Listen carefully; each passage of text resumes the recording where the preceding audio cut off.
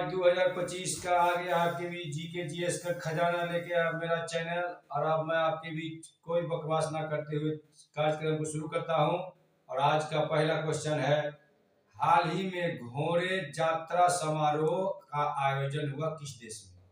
किस देश में हुआ? नेपाल में। कार्यक्रम का नाम है घोड़ा यात्रा। क्या नाम है? घोड़ा यात्रा। कहाँ हुआ? नेपाल में।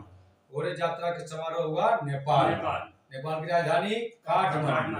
नेपाल की राजधानी काठमांडू। मांडू में घर होता है, काठ का बना हुआ पशुपतिनाथ का मंदिर है, इसलिए काठमांडू कहते हैं। काठमांडू। उसके बाद चलते हैं, नेपाल के राष्ट्रपति महोदय हैं रामचंद्र पौडेल। क्या नाम है राष्ट्रपति का? रामचंद्र पौडेल। और वहाँ नेपाल के प्राइम मिनिस्टर हैं केपी शर्मा ओली। केपी शर्मा ओली। भारत और नेपाल के बीच में युद्ध अभ्यास होता है जिसका नाम है किरण, सूर्य किरण। क्या नाम है? सूर्य किरण। सूर्य किरण जो युद्ध अभ्यास होता है भारत और नेपाल के बीच में। एक महोत्सव है जिसका नाम है तमु लहोसार पर्व, नेपाल में मनाया जाता है। जैसे हमारे देश में बिहार का जो प्रसिद्ध पर्व है उसका नाम है छठ पूजा, उसी तरह नेपाल में मनाया जाता है जिसका नाम है तमु लहोसार महोत्सव। नेक्स्ट क्वेश्चन, हाल ही में भारत की राष्ट्रपति महोदया मुर्मू जी ने पर्यावरण सम्मेलन 2025 का उद्घाटन कहाँ किया? नई दिल्ली। कहाँ किया? नई दिल्ली। राष्ट्रपति महोदया जो द्रौपदी मुर्मू है, ये भारत के कितने नंबर की राष्ट्रपति हैं? 15वें नंबर। कितने नंबर की राष्ट्रपति है? 15वें। और महिलाओं में दूसरे राष्ट्रपति महोदय बनी है। पहला राष्ट्रपति महोदय कौन है? प्रतिभा देवी सिंह पाटिल। और दूसरे बनी है द्रौपदी मुर्मू जी।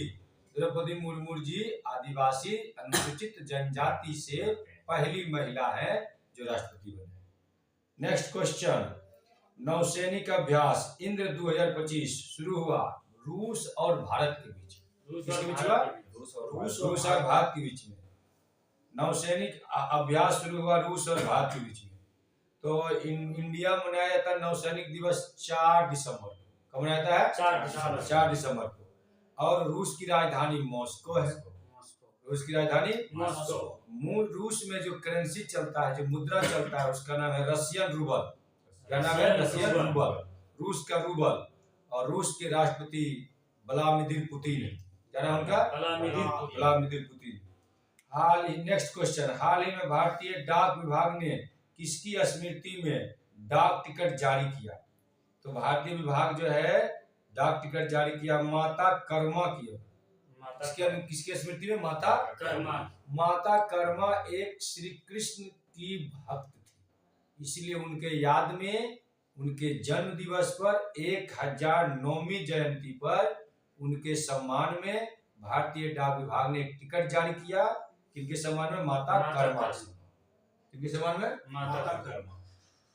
कोसी मेची अंतरराज्यीय लिंक परियोजना। क्या नाम है? कोसी मेची अंतरराज्यीय लिंक परियोजना। ये शुरुआत, ये मंजूरी दिया गया कहाँ से? बिहार के। कहाँ दिया गया? बिहार के। अब बिहार के मुख्यमंत्री महोदय जानते हैं लगातार 20 वर्षों से एकदम गर्दा किए हुए हैं नीतीश कुमार जी। नीतीश कुमार जी कुल मिलाकर 9 बार शपथ लिए हैं। 9 बार शपथ लिए हैं। और बिहार के राज्यपाल महोदय वर्तमान में है आरिफ मोहम्मद खान। आरिफ मोहम्मद खान।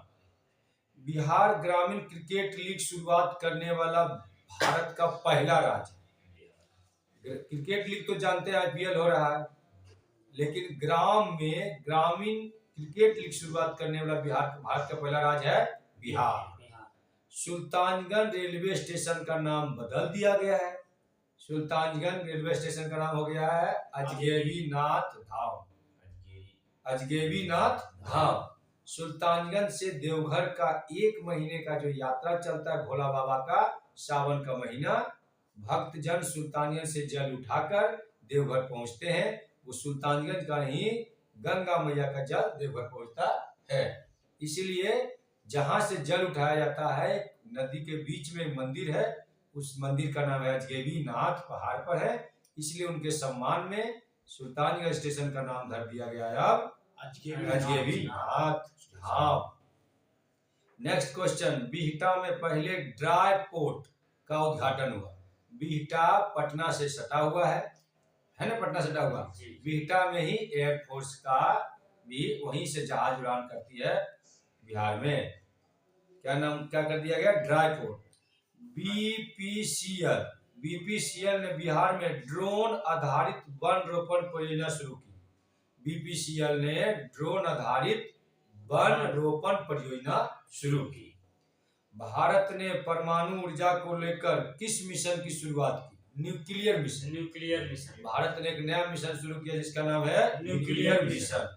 इसका उद्देश्य है 2047 तक 1000 गीगावाट बिजली उत्पादन करना। 100 गीगावाट बिजली उत्पादन करने का उद्देश्य रखा गया है। अंतर्राष्ट्रीय ओलंपिक समिति का अध्यक्ष चुना गया। अंतर्राष्ट्रीय ओलंपिक संघ का मुख्यालय लुसान है। और अंतर्राष्ट्रीय ओलंपिक समिति का अध्यक्ष चुना गया है क्रिस्टी कोवेंट्री को। ओलंपिक प्रत्येक 4 वर्षों में किया जाता है। 2020 का ओलंपिक टोक्यो जापान में किया गया था, किंतु 2020 में कोरोना का कहर था, इसलिए 20 के बजाय 21 में आयोजन हुआ। और 2024 4 साल के बाद तक 2024 का जो ओलंपिक खेला गया पेरिस में खेला गया। पेरिस कहाँ है? फ्रांस की राजधानी पेरिस। अगला क्वेश्चन, हाल ही में गेंदबाज पीटर लीवर का मृत्यु हो गया 84 वर्ष में। तो पीटर लीवर की मृत्यु हो गया किस देश के खिलाड़ी थे? इंग्लैंड के। विश्व का पहला लिवरपूल भी जानते हैं इंग्लैंड में ही है। तो लीवर कहाँ के खिलाड़ी थे? इंग्लैंड के। अगला क्वेश्चन, हाल ही में केंद्र सरकार ने कौन सी योजना बंद करने की घोषणा की? स्वर्ण मुद्रीकरण योजना।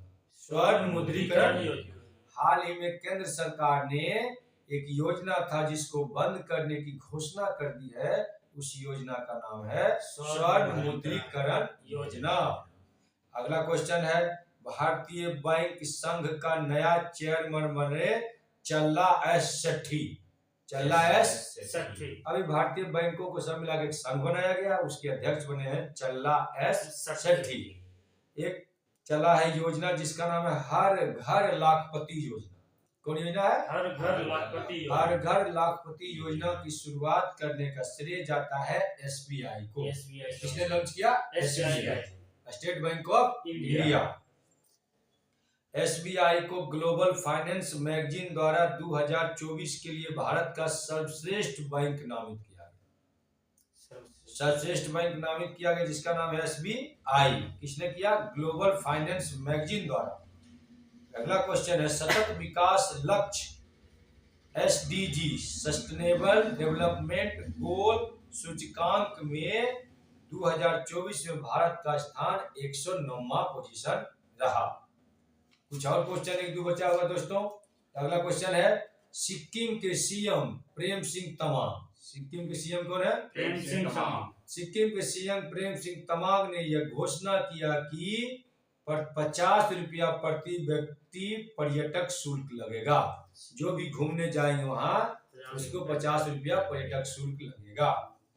केरल राज्य ने वरिष्ठ नागरिक कहते हैं जिनकी आयु 60 वर्ष से ऊपर हो, उसे वरिष्ठ नागरिक कहते हैं। केरल ने वरिष्ठ नागरिक योजना स्थापित करने वाला भारत का पहला राज्य बना। वरिष्ठ नागरिक आयोग की स्थापना किसने की? केरल की राजधानी तिरुवनंतपुरम। फ्रांस में दुनिया का सबसे बड़ा सफेद हाइड्रोजन भंडार खोजा। फ्रांस में दुनिया का सबसे बड़ा सफेद हाइड्रोजन भंडार खोजा। अगला क्वेश्चन, अमेरिका की आधिकारिक भाषा अंग्रेजी घोषित कर दिया। अंग्रेजी आधिकारिक भाषा कहते हैं जिस भाषा में लिखित रूप से कोई भी कार्यक्रम होता है उसे लिखित भाषा कहते हैं। आप जानते हैं कि सुप्रीम कोर्ट की जो भाषा होती है लिखित रूप से अंग्रेजी में होती है। पारंपरिक सिग्मो महोत्सव 2025 मनाया गया गोवा। सिग्मो महोत्सव भारत में कहाँ मनाया गया? गोवा की राजधानी पणजी। विक्की कौशल एक हीरो है। विक्की कौशल जो कैटरीना कैफ के दूल्हा है। विक्की कौशल को टाटा मोटर्स का ब्रांड एम्बेसडर बनाया। टाटा मोटर्स का ब्रांड एम्बेसडर विक्की कौशल। और आज का अंतिम क्वेश्चन है करंट अफेयर का, भारत चाय निर्यातक देश में दूसरे स्थान पर आ गया है। एक नंबर स्थान, प्रथम स्थान पर केनिया है। केनिया एक अफ्रीकी कंट्री है। केनिया की राजधानी नैरोबी है। दोस्तों, अगर आपको हमारे द्वारा पढ़ाए गए, हमारे द्वारा किए गए कार्यक्रम अच्छा लगता है तो हमारे वीडियो को लाइक करें, सब्सक्राइब करें, बेल आइकन को दबाएं, लाइक करना ना भूलें। बहुत बहुत धन्यवाद। जय श्री राम। अब दूसरा लाते हैं आप लोग के बीच में पॉलिटी। नया सब्जेक्ट आ रहा है आपके बीच, क्या नाम है सर? पॉलिटी, पॉलिटिकल साइंस आपके बीच आ रहा है। पहला क्वेश्चन है कि भारत के संविधान की 11वीं जो अनुसूची है उसमें कुल कितने विषय हैं? 11वीं अनुसूची में कुल 29 विषय हैं। कितने विषय है? 29। 11वीं अनुसूची का संबंध किस क्षेत्र से है? पंचायती राज। 11वीं अनुसूची का संबंध पंचायती राज से है। आप लोग जानते होंगे कि जिस समय संविधान का गठन हुआ था उस समय अनुसूची की संख्या केवल 8 थी। फिर बाद में उसमें 4 अनुसूची जोड़ा गया था, 9, 10, 11 और 12। चलिए अगला क्वेश्चन है, भारत के संविधान की 10वीं अनुसूची का संबंध दल बदल से, और उसी दल बदल को 52वें संविधान संशोधन द्वारा 1985 ईस्वी में लागू किया गया। आगे क्वेश्चन है कि किस वर्ष जन गण मन को भारत के राष्ट्रगान के रूप में स्वीकार किया गया?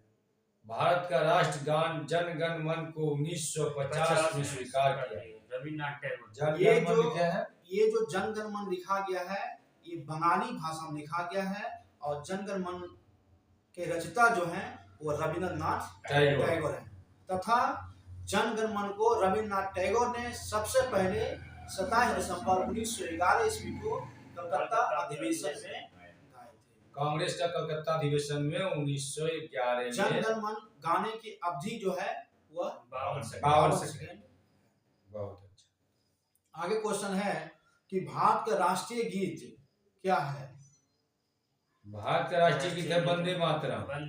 इन्हें जो है 1950 ईस्वी में गाया गया था तथा राष्ट्रीय गीत वंदे मातरम जो है इनकी रचयिता जो है वो बंकिम चंद्र चटर्जी। राष्ट्रीय गीत क्या है? वंदे मातरम। इसको पहली बार 1896 ईस्वी में कांग्रेस के अधिवेशन में गाया गया था और इसको भारत सरकार ने 1950 में स्वीकार किया। और वंदे मातरम के लेखक रचयिता कौन है? बंकिम चंद्र चटर्जी। तथा इसे आनंद मठ से लिया गया। ये जो वंदे मातरम है इसको आनंद मठ से लिया गया है। आनंद मठ पुस्तक का नाम है। अगला क्वेश्चन है कि भाषाई आधार पर किस राज्य का गठन हुआ था? भाषाई आधार पर आंध्र प्रदेश का गठन हुआ था। आंध्र प्रदेश का गठन भाषाई आधार पर कब हुआ था? 1953 में। 1953 ईस्वी में भाषाई के आधार पे आंध्र प्रदेश का गठन हुआ था। आंध्र प्रदेश की भाषा तेलुगु है जबकि तमिलनाडु की भाषा तमिल है। तमिलनाडु वाले तमिल बोलते हैं और आंध्र प्रदेश वाले लोग तेलुगु का ज्यादा प्रयोग करते हैं। अगला क्वेश्चन है कि भारत के संविधान में मौलिक कर्तव्य को कब जोड़ा गया था? भारत के संविधान में मौलिक कर्तव्य को जोड़ा गया 42वां संविधान संशोधन 1976। भारत के राष्ट्रपति को पद से हटाया जा सकता है महाभियोग लगाकर, अनुच्छेद 61। भारत के राष्ट्रपति को उनके पद से महाभियोग लगाकर अनुच्छेद 61 के साथ उसे हटाया जा सकता है। अगला क्वेश्चन है, श्रीमती प्रतिभा देवी सिंह पाटिल भारत के राष्ट्रपति का क्या कर्म था? श्री प्रतिभा देवी सिंह पाटिल 12वां थी। इनके पहले थे भारत के एकमात्र राष्ट्रपति जो राजनीति से संबंधित नहीं थे, एपीजे अब्दुल कलाम। उनका उपनाम क्या है? एपीजे अब्दुल कलाम का मिसाइल मैन के नाम से जाने जाने वाले थे एपीजे अब्दुल कलाम। 11वें राष्ट्रपति।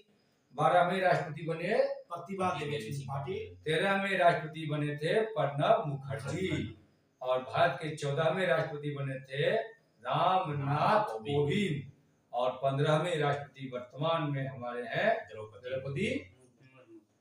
आगे वर्तमान समय में भारत के राष्ट्रपति जो हैं वो द्रौपदी मुर्मू जो कि भारत के 15वें राष्ट्रपति हैं।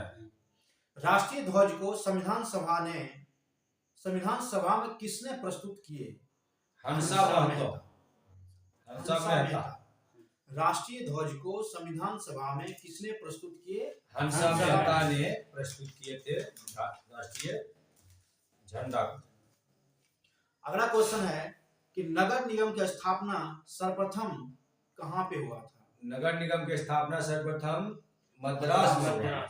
29 सितंबर 1688 ईस्वी में की गई, जबकि इसकी घोषणा 1687 ईस्वी में हुआ था, लेकिन नगर निगम मद्रास जो बने थे वो 1688 ईस्वी में। अब मद्रास का नया नाम हो गया है चेन्नई। भारत में स्थानीय स्वशासन का पिता किन्हें जाना जाता है? Lord Ripon. लॉर्ड रिपन का भारत में स्थानीय स्वशासन का पिता कहा जाता है। ध्वज की लंबाई और चौड़ाई का अनुपात 3:2। ध्वज की जो लंबाई होते हैं वो 3 होते हैं और चौड़ाई जो होते हैं वो 2 होते हैं। भारतीय संविधान में कितने प्रकार की आपातकाल की घोषणा की गई है? भारतीय संविधान में 3 प्रकार के आपात की घोषणा की गई है। पहला जो होता है वो राष्ट्रीय आपात होता है, दूसरा जो होता है राष्ट्रपति शासन होता है, और तीसरा जो होता है वो वित्तीय आपात। राष्ट्रीय आपात अनुच्छेद 352, राष्ट्रपति शासन अनुच्छेद 356 तथा वित्तीय आपात अनुच्छेद 360।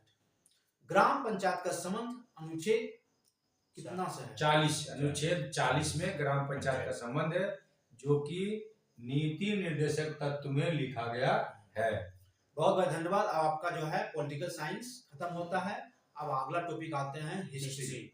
हिस्ट्री का आपके विचार है क्वेश्चन। पहला क्वेश्चन पढ़िए। पहला क्वेश्चन है रामचरितमानस की रचना किसने की? तुलसीदास ने की रामचरितमानस की रचना। रामचरितमानस की रचना तुलसीदास ने किस भाषा में किए थे? अवधी भाषा। अवध पुराना नाम है लखनऊ का। अवधी भाषा में किए थे रामचरितमानस की, लिखे थे। क्या नाम है? तुलसीदास। अगला क्वेश्चन है कि बाबर की आत्मकथा का क्या नाम है? बाबर की आत्मकथा है बाबरनामा या तुजुके बाबरी। बाबर की आत्मकथा का नाम बाबरनामा तथा इसे तुजुके ए बाबरी के नाम से भी जाना जाता है। तुजुके ए बाबरी जो यह किस भाषा में लिखा गया है? तुजुके बाबरी। तू है तुर्की भाषा। तुजुके बाबरी किस भाषा में? तुर्की भाषा। हुमायूं द्वारा 4 युद्ध लड़े गए हैं।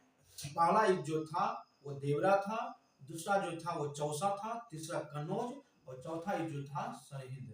हुमायूं द्वारा 4 युद्ध लड़े गए हैं, देवरा, चौसा, कन्नौज, सरहिंद। देवरा की युद्ध 1532 ईस्वी में, चौसा की युद्ध 1539 ईस्वी में, कन्नौज का युद्ध 1540 ईस्वी में तथा सरहिंद का युद्ध जो है 1555 ईस्वी में लड़ा गया। अकबर ने बंगाल और बिहार को मुगल साम्राज्य में कब मिलाए थे? 1576 ईस्वी में अकबर ने बंगाल और बिहार को मुगल साम्राज्य में 1576 ईस्वी में ही अकबर और महाराणा प्रताप के बीच युद्ध हुआ था, जिसका नाम है हल्दी घाटी का युद्ध। अगला क्वेश्चन है किस मुगल सम्राट ने तंबाकू के प्रयोग पर प्रतिबंध लगाया? जहांगीर। तंबाकू के प्रयोग पर प्रतिबंध लगाया था जहांगीर ने। अगला क्वेश्चन है तानसेन का मकबरा कहाँ पर है? तानसेन का मकबरा ग्वालियर मध्य प्रदेश में है। तानसेन का और भी एक अन्य नाम है रामतनु पांडे। तानसेन का मूल नाम है रामतनु पांडे। तानसेन जो थे वो अकबर के दरबार के सुप्रसिद्ध संगीतकार थे। 9 रत्नों में से एक थे संगीतकार। हुमायूं नामा की रचना किसने की? हुमायूं नामा की रचना की गुलबदन बेगम। अब कुछ युद्ध हैं जैसे कि पानीपत का युद्ध, खानवा का युद्ध, चंदेरी का युद्ध और घग्गर का युद्ध। ये सारे युद्ध जो है वो बाबर के द्वारा लड़ा गया था। तो पहला युद्ध जो है वो पानीपत का युद्ध होता है। पानीपत का लड़ाई जो है 1526 ईस्वी में है ना बाबर और इब्राहिम लोदी के बीच लड़ा गया। दूसरा युद्ध जो है खानवा, तो खानवा का युद्ध जो है 1527 ईस्वी में हुआ था, है ना। यह जो है बाबर और राणा सांगा के बीच हुआ था। तीसरा युद्ध जो है वो चंदेरी का युद्ध है और चंदेरी की जो है वो 1528 ईस्वी में बाबर और मेदिनी राय के बीच। और चौथा युद्ध जो है वो घग्गर का युद्ध है, जो कि 6 मई 1529 ईस्वी को बाबर और अफगानों के बीच लड़ा गया। अब आपके बीच कुछ और क्वेश्चन है हिस्ट्री का, जिसमें समाचार पत्र उसके संस्थापक व्यक्ति हैं। पहला समाचार पत्र का नाम है बॉम्बे क्रॉनिकल, जिसके संस्थापक फिरोज शाह मेहता। बॉम्बे क्रॉनिकल के संस्थापक थे फिरोज शाह मेहता। कॉमनवील के संस्थापक थे एनी बेसेंट थे कॉमनवील। लीडर के संचालक थे, संपादक थे मदन मोहन मालवीय, महामना मदन मोहन मालवीय। सर्चलाइट के सच्चिदानंद सिन्हा चलाते थे। अब राजा राम मोहन के बारे में जानते हैं। ब्रह्म समाज की स्थापना किया था कब राजा राम मोहन राय ने? 1828 में, जबकि आत्मीय सभा की स्थापना 1815 ईस्वी में किया गया था। अलीपुर बम संयंत्र 1908 में किया गया। अलीपुर बम संयंत्र कब किया? 1908 में। इसमें जो शामिल थे अरविंद घोष। कौन शामिल थे? अरविंद घोष शामिल थे। कहता है कि 1814 में नेपाल और ईस्ट इंडिया कंपनी के बीच युद्ध हुआ, जिसे एंग्लो नेपाल युद्ध के नाम से जाना जाता है। कौन युद्ध से? एंग्लो नेपाल। कब हुआ? 1814 में। 1814 में ईस्ट इंडिया कंपनी और नेपाल के बीच में जो युद्ध हुआ उसे एंग्लो नेपाल नाम के युद्ध से जानते हैं। राष्ट्रीय आपदा प्रबंधन अधिनियम किस वर्ष बना? 2005 में। राष्ट्रीय आपदा अधिनियम भारत में कब बना? 2005 में। बिहार राज्य के बरौनी में स्थित तेल शोधक कारखाना किसकी इकाई है? IOC, इंडियन ऑयल कॉर्पोरेशन, जो बरौनी में स्थापित है, उसका किसके इकाई है? IOC। अलीपुर बम संयंत्र 1908 में हुआ था, इससे संबंधित है अरविंद घोष। अब कुछ और क्वेश्चन आपके बीच ला रहे हैं, और ये क्वेश्चन जो होगा वो साइंस का क्वेश्चन है। अब आपके बीच दोस्तों हम लोग ला रहे हैं साइंस के क्वेश्चन। और साइंस के क्वेश्चन पहला ये रहा, कौन सा आहार मानव शरीर में नए ऊतकों की वृद्धि के लिए पोषक तत्व प्रदान करता है? तो ऑप्शन है आपका पनीर, सब्जी, मिठाई, फल। तो पनीर करता है पोषक तत्व की पूर्ति। पनीर करता है पोषक तत्व की पूर्ति। इसे देखते हैं, पनीर खाए वाला आदमी मोटा गया है। अगला क्वेश्चन है कि निम्न में से कौन सा विटामिन वसा में घुलनशील है? तो वसा में घुलनशील विटामिन है, देखिए, जल में घुलनशील होते हैं B और C, जबकि वसा में घुलनशील होते हैं A, D, E, K। 4 प्रकार के जो होते हैं वो वसा में घुलनशील होते हैं। याद रखना है कि जल में घुलनशील होते हैं B और C, और वसा में घुलनशील होते हैं A, D, E, K। चलिए अगला क्वेश्चन, कौन सा विटामिन जल में घुलनशील है? तो BC। पता है आपको BC जल में घुलेगा। BC छोड़ के विटामिन है A है, B है, C है, D है, E है, K है। तो BC घुलता है पानी में, और BC छोड़ के सब घुलता है वसा। अगला वसा में घुलने वाले कौन कौन होते हैं? 4 होते हैं A, D, E, K। Vitamin क्या होते हैं? तो विटामिन कार्बनिक यौगिक होते हैं। विटामिन क्या होते हैं? कार्बनिक यौगिक होते हैं। फंक ने निम्नलिखित में किसका आविष्कार किया? तो फंक साहब ने विटामिन का आविष्कार किया। विटामिन की खोज किसने की? फंक। अगला क्वेश्चन है, निम्नलिखित में से यौगिकों के किस समूह को सहायक आहार कहा जाता है? विटामिन को सहायक आहार के नाम से भी जाना जाता है। विटामिन की कमी से भी बहुत सारे रोग हमारे शरीर में होते हैं। कहता है निम्नलिखित में कौन सी विटामिन पानी में घुलनशील है? फिर आगे वही क्वेश्चन, BC हो जाएगा आंसर। अगला क्वेश्चन है कि विटामिन C का सर्वाधिक प्रचुर स्रोत क्या है? तो आप लोग जानते हैं कि विटामिन C का सबसे प्रचुर स्रोत जो होता है वो संतरा होता है, आंवला होता है। मतलब खट्टे पदार्थ जितने भी सारे होते हैं, सारे खट्टे पदार्थ में विटामिन C की प्रचुरता पाई जाती है। किसके अवशोषण में विटामिन सी मदद करता है? तो लौह के अवशोषण में। विटामिन सी किसके अवशोषण में मदद करता है? लौह। आपके शरीर में अगर लौह रहेगा तो खून की मात्रा ज्यादा रहेगी। और लौह कहाँ से मिलेगा? तो हरी दाल फल सब्जी जो होंगे उनसे लोहे की प्राप्ति। घाव भरने के लिए किस विटामिन का सहायक होता है? Vitamin C. घाव को भरने में कौन सा विटामिन आप लोगों को मदद करता है? तो आंसर होगा विटामिन सी। विटामिन सी जो है घाव को भरने में मदद करता है। विटामिन सी का रासायनिक नाम होता है एस्कॉर्बिक एसिड या एस्कॉर्बिक अम्ल। विटामिन सी का रासायनिक नाम है एस्कॉर्बिक एसिड। कौन से फल में विटामिन सी की मात्रा सबसे अधिक होगी? तो होगा संतरा। क्योंकि संतरा जो एक खट्टे फल है और खट्टे फल में जो है विटामिन सी की मात्रा बहुत अधिक है। ये ऑप्शन के अनुसार है, नींबू में होता है, आंवला में होता है, सब में विटामिन सी होता है। अगला क्वेश्चन है, विटामिन सी का सबसे उत्तम स्रोत आंवला। अगर आंवला नहीं रहे तो संतरा। विटामिन सी का उत्तम स्रोत आंवला, अगर आंवला नहीं रहे तो संतरा।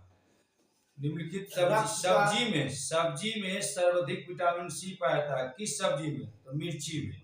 हम लोग मिर्ची खाते हैं तो उसमें विटामिन सी, जैसे कहते हैं सुसु करते हैं, तो विटामिन सी में सबसे ज्यादा होता है, सब्जी में पाया जाता है विटामिन सी, मिर्ची में। मिर्ची खाने का सुसु करते हैं ना आप लोग, वही हुआ। अगला क्वेश्चन है कि रक्त का थक्का बनने में किस विटामिन की आवश्यकता होती है? विटामिन के। विटामिन के। रक्त को थक्का बनाने में विटामिन के मदद करता है। निम्नलिखित में से किस विटामिन की कमी से खून का थक्का धीरे बनने की बीमारी होती है? तो विटामिन के। कहता है निम्नलिखित विटामिनों में से कौन सा शरीर में भंडारित नहीं होता है? तो विटामिन सी शरीर में भंडारित नहीं होता है। निम्नलिखित में से किस विटामिन को हार्मोन के नाम से भी जाना जाता है? तो विटामिन डी को हार्मोन के नाम से जाना जाता है। और विटामिन डी की प्राप्ति जो है हम लोग को धूप से भी मिलता है। शरीर में ही हमारे होते हैं, सूर्य प्रकाश से हमको विटामिन डी में तब्दील किया जाता है। विटामिन डी हमारे हड्डियों को मजबूत बनाता है। इसीलिए जो गरीब दुखिया के बाल बच्चे चिमनी पर खटते हैं, खेती करते हैं, ठेला चलाते हैं, उनके बच्चों का विटामिन डी के ऊपर प्रचुर मात्रा में होता है शरीर में, जिसके कारण उनकी हड्डियां मजबूत होती है। कहता है कि विटामिन डी का रासायनिक नाम क्या है? कैल्सीफेरो, क्योंकि विटामिन डी कैल्शियम देता है, इसलिए कैल्सीफेरो विटामिन डी का नाम। रतौंधी जो होती है किसकी कमी से होती है? विटामिन ए की कमी से। रतौंधी कहाँ होता है? आँख में। आँख में, तो आँख में ए, आँख बोले तो ए आएगा, इसलिए आँख में रतौंधी होता है विटामिन ए की। किस विटामिन में कोबाल्ट होता है? तो विटामिन B12 में कोबाल्ट। कहता है मानव शरीर में विटामिन ए संचित होता है। संचित में होता है जमा होना। हमारे शरीर में विटामिन ए जमा होता है यकृत में। यकृत का इंग्लिश होता है लीवर। उसका अगला क्वेश्चन है कि निम्नलिखित में किसमें विटामिन ए की मात्रा अधिक होगी? गाजर में। गाजर खाइएगा तो आपके आंख में रोशनी ज्यादा रहेगा। आपका अगला क्वेश्चन है आपके बीच कि निम्नलिखित में कौन सा एक विटामिन ए का प्रचुरतम स्रोत है? तो आम। पक्का आम खाइए, उसमें भी विटामिन ए होता है। अगला क्वेश्चन है कि निम्नलिखित में से किसका निर्माण हमारे शरीर में नहीं होता है? तो विटामिन ए का निर्माण जो है वो हमारे शरीर में नहीं होता। और अगला क्वेश्चन है विटामिन ई का महत्वपूर्ण स्रोत कौन सा है? तो गेहूं अंकुर का तेल। जो गेहूं और अंकुर, जो अंकुरे हुए गेहूं है, अगर उसको आप सेवन करेंगे तो आपके शरीर में विटामिन ई की मात्रा बढ़ेगी। विटामिन ई की कमी से नपुंसकता रोग होता है, इसलिए विटामिन ई को पूर्ति करने के लिए अंकुरे हुए गेहूं का उपयोग करें। सामान्य दृष्टि के लिए निम्नलिखित में कौन सा विटामिन आवश्यक होता है? रेटिनॉल। विटामिन ए का नाम है रेटिनॉल। अगला क्वेश्चन है, कहता है कि क्वेश्चन जो है आपके बीच आ रहा है,